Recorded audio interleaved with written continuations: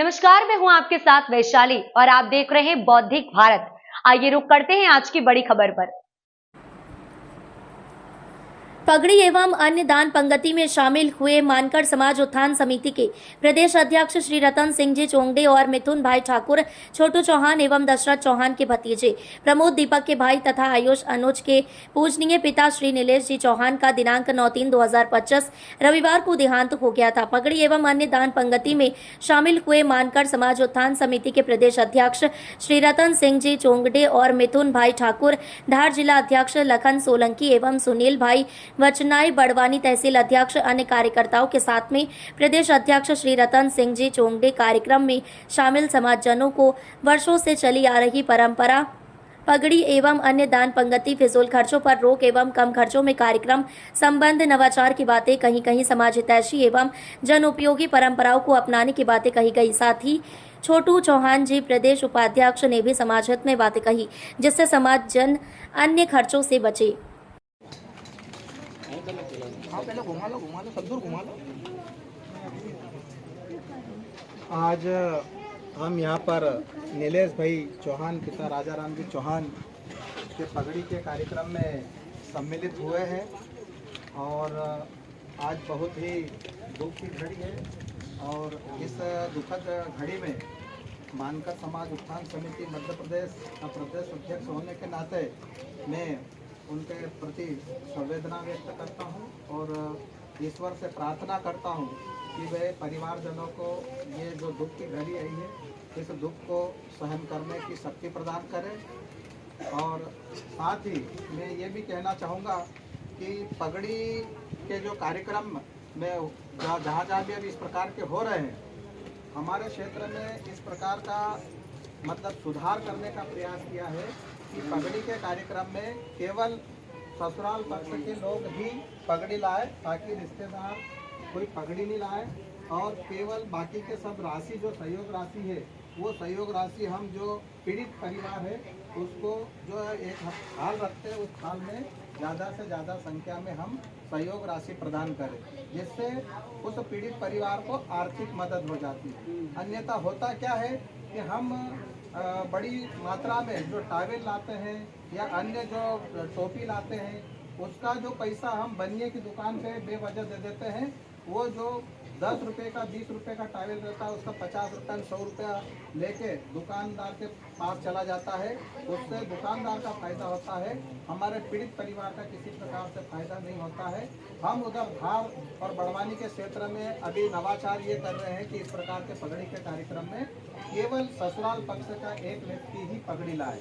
पगड़ी की रीत को बंद नहीं कर रहे हैं। पगड़ी की रीत हमारी अच्छी परंपरा है, उस परंपरा का अनुसरण करते, उसका पालन करते हुए उसको कर रहे हैं। लेकिन ये जो अनावश्यक हम दूसरे जो रिश्तेदार रहते हैं तो वो टावेल लाते हैं तो उसमें हमारा पैसा खराब होता है। तो उस पैसे का सदुपयोग करने के लिए हम इस प्रकार से एक थाल रखते हैं, उसमें डालते हैं, जिससे पीड़ित परिवार को आर्थिक मदद हो जाए।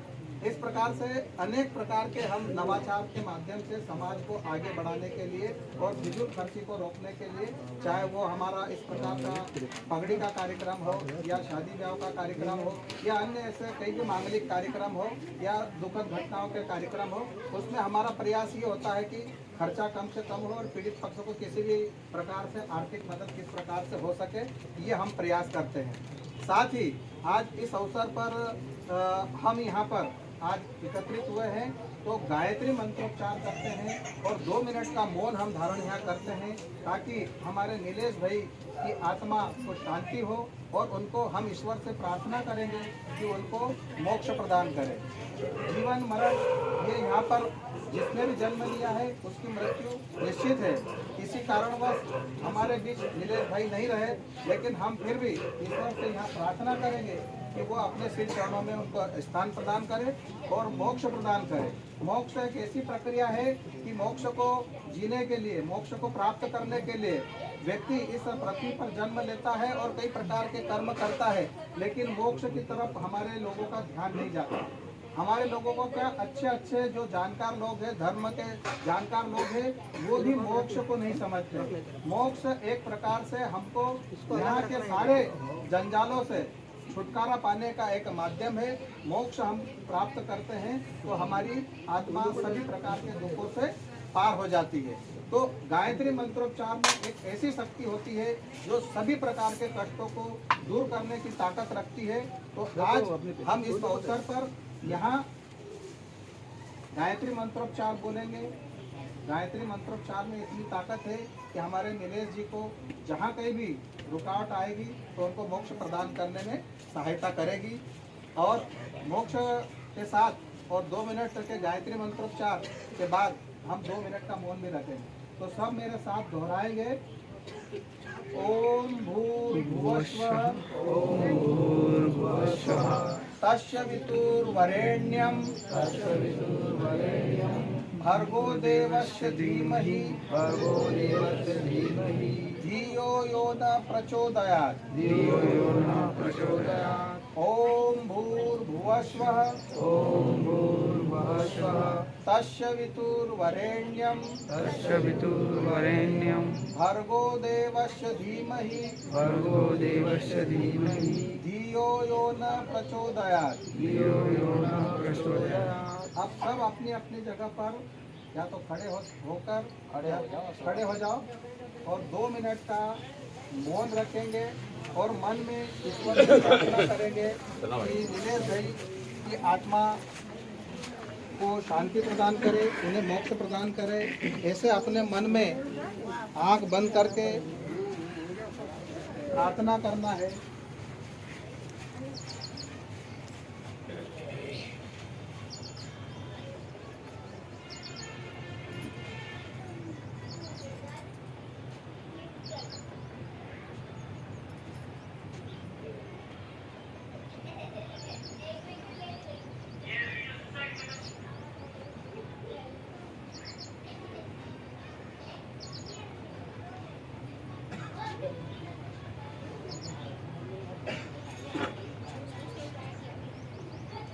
रिपोर्टर लखन सोलंकी, बौद्धिक भारत, धार। अब तक के लिए बस इतना ही। फिर होगी आपसे मुलाकात ऐसे एक और बड़ी खबर के साथ। तब तक के लिए नमस्कार। देखते रहिए बौद्धिक भारत। ऐसे ही लेटेस्ट अपडेट्स के लिए हमारे चैनल को सब्सक्राइब करें और तुरंत नोटिफिकेशन पाने के लिए बेल आइकन प्रेस करना ना भूलें।